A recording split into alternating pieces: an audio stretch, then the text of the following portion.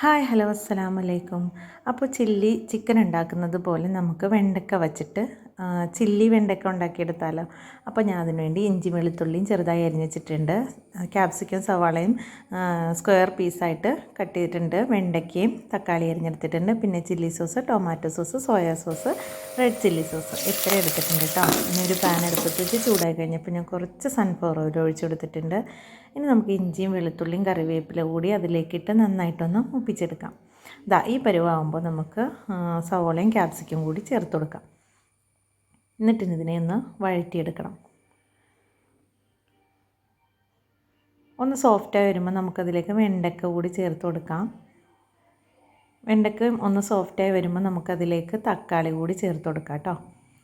അപ്പോൾ തക്കാളി കൂടി ചേർത്ത് കൊടുത്ത് ആവശ്യത്തിന് ഉപ്പും ചേർത്ത് കൊടുക്കാം. എന്നിട്ട് നന്നായിട്ടൊന്ന് വേവിച്ചെടുക്കണം.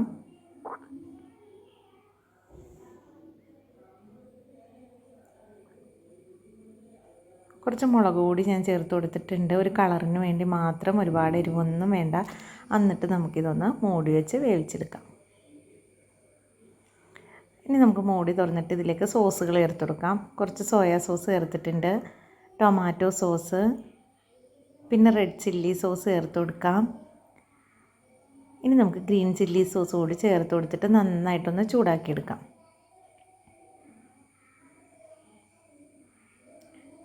നന്നായിട്ടൊന്ന് ഇളക്കി ഇതുപോലെ യോജിപ്പിച്ച് നന്നായിട്ടൊന്ന് ചൂടാക്കിയെടുക്കണം.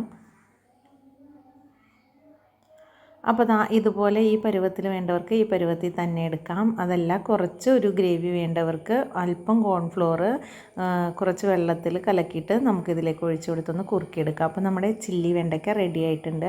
ഇഷ്ടപ്പെട്ട ലൈക്ക് ചെയ്യാനും ഷെയർ ചെയ്യാനും കമൻറ്റ് ചെയ്യാനും ചാനൽ ഇതുവരെ സബ്സ്ക്രൈബ് ചെയ്യാത്തവർ സബ്സ്ക്രൈബ് ചെയ്യാനും മറക്കണ്ട കേട്ടോ.